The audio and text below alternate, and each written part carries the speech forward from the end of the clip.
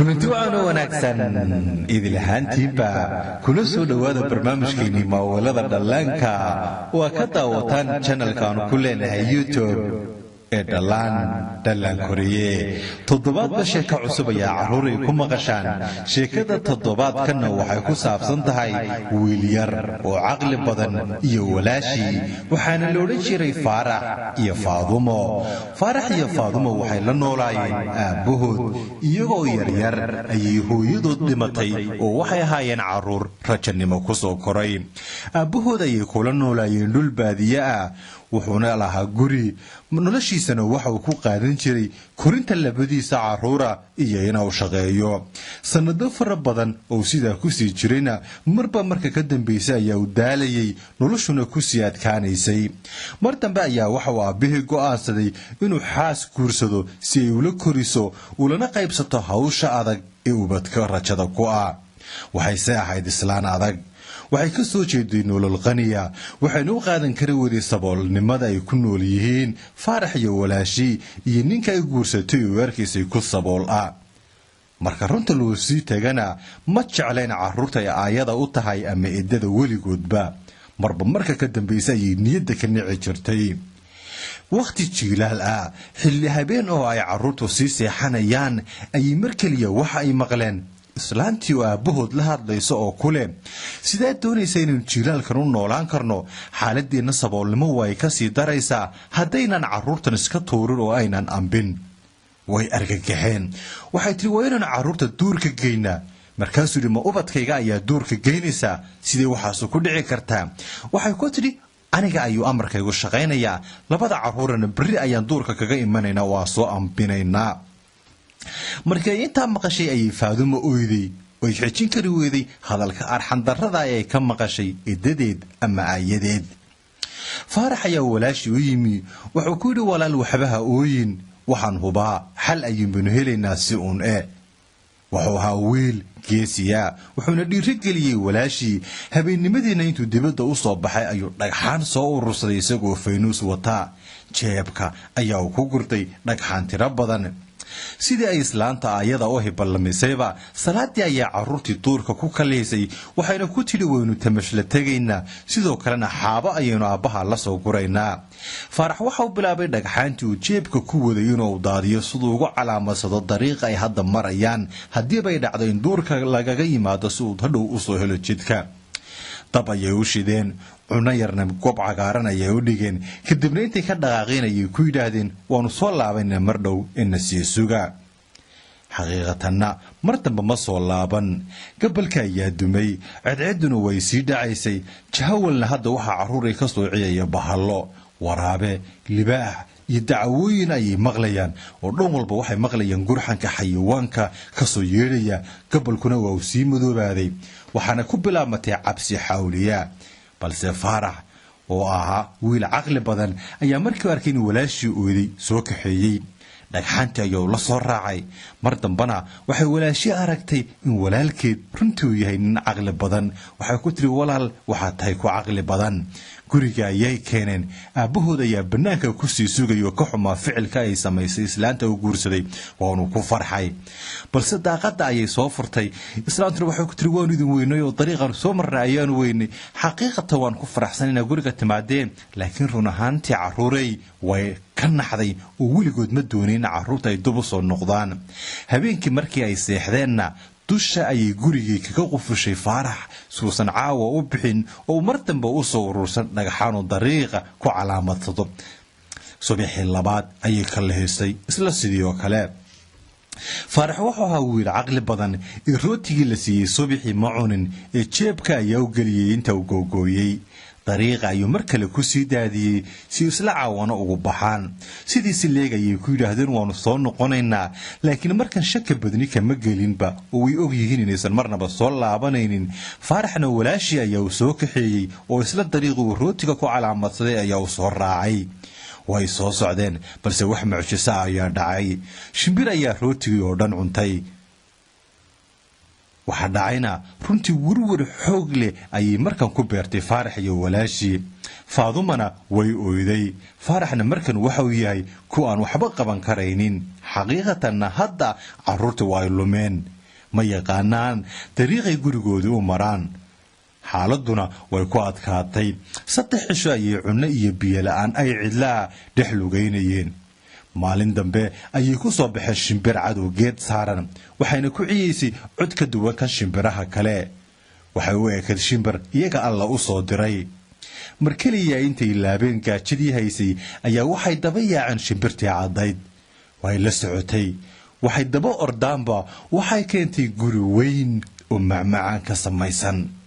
wax kasta oo macaan oo caruuri jeceshahay ayaa guriga laga sameeyey waa guri u eg sida keekska oo kale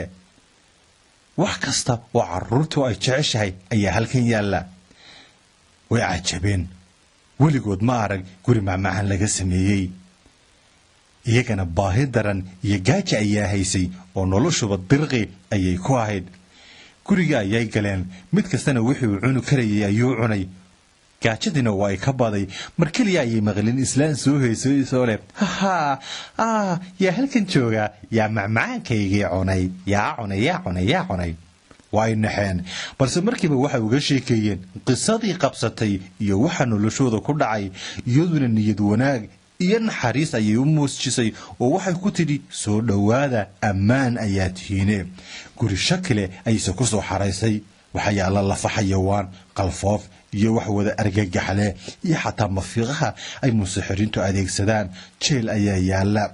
caruurtii ayay miis weyn u sharaxday cunooyin nooc walba leh ayay u soo dhigtay way dhargisay iyaguna runtii waa ay farxeen waxay u qaateen ayeeyo wanaagsan habeenkiina sariiro qurux badan ayay ku seexisay oo way ku ciyaarayeen tan iyo fiidkii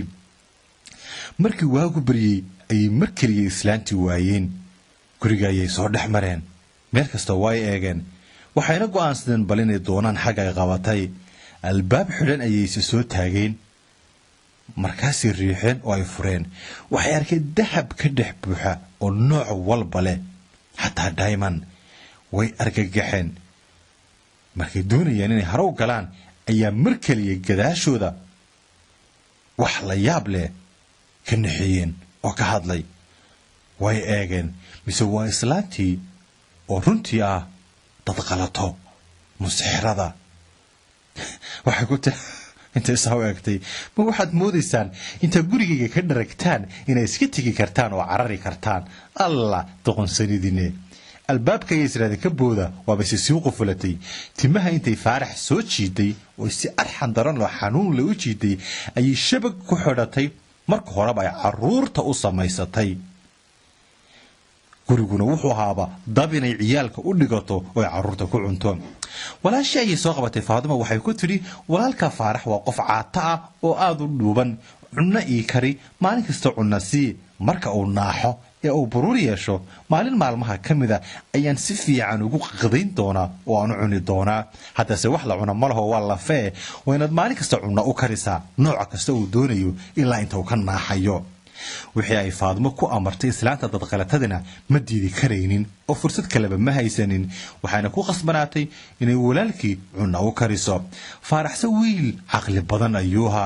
intay islaanta dad qalatadii hurudu ayaa godka dhex qotay shabagii ay ku xayirtay cunnada loo keenay islaantu u soo dhigtana markii sidaaba uga dhaqaaqdo ayaa waxa uu sameeyaa godka ayaa ku daadiya oo uu aasaa suusan ugu naaxin oo aysan u cunin islaanta dad qalataduna inay amarka bixiso kama daasho maalin kasta cunno subag la u karayay ku tiraahdaa naaxin ilaa maalintii dambe madaxa qabatay isna naaxi waayay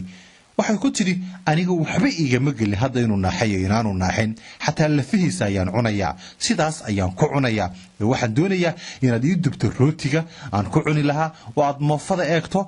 dhaqso hadda samee mar dambe isku hawli maayo inaan naaxiyo qof aan naaxaynba lafihiisa ayaan ku cunayaa moofadii ayay dab ka holcisay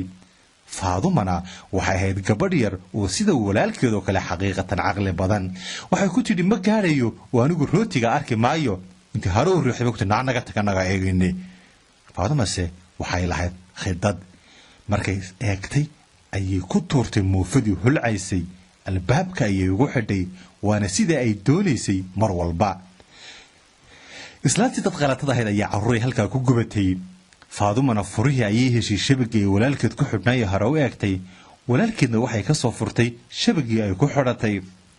faaraxna aad ayuu ugu farxay caqliga fara badan gurigana sidaas ayuu ku gubtay faarax iyo faadumana waa ordeen oo waa yaaceen bannaanka ayay ordeen ilaa markii dambe webi soo xidhay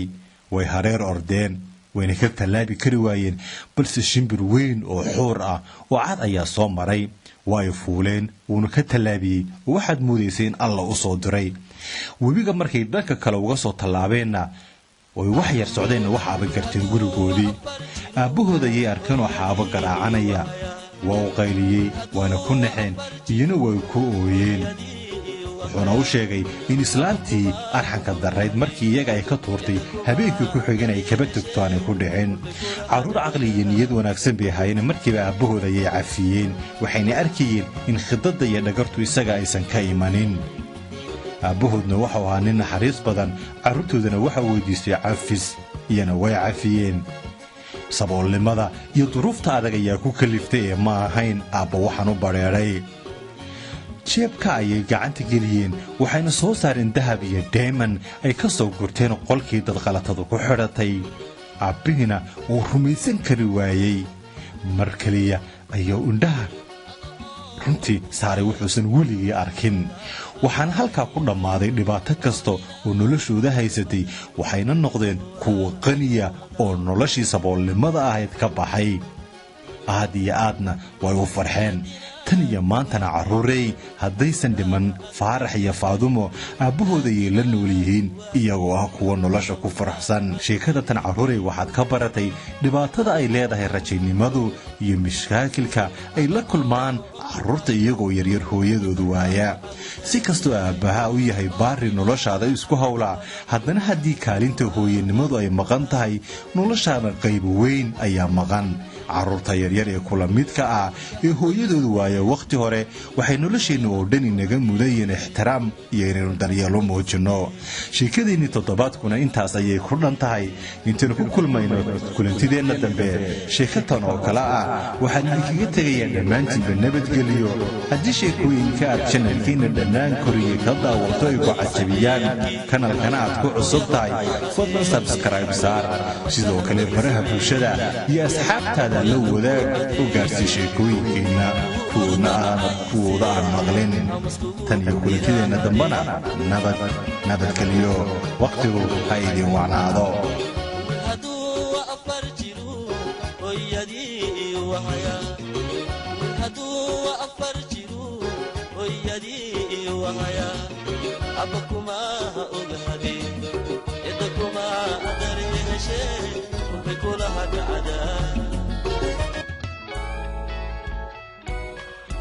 كنت أنا ونكسب مكة العروري كل سلوات البرنامج كوني شيكوينكا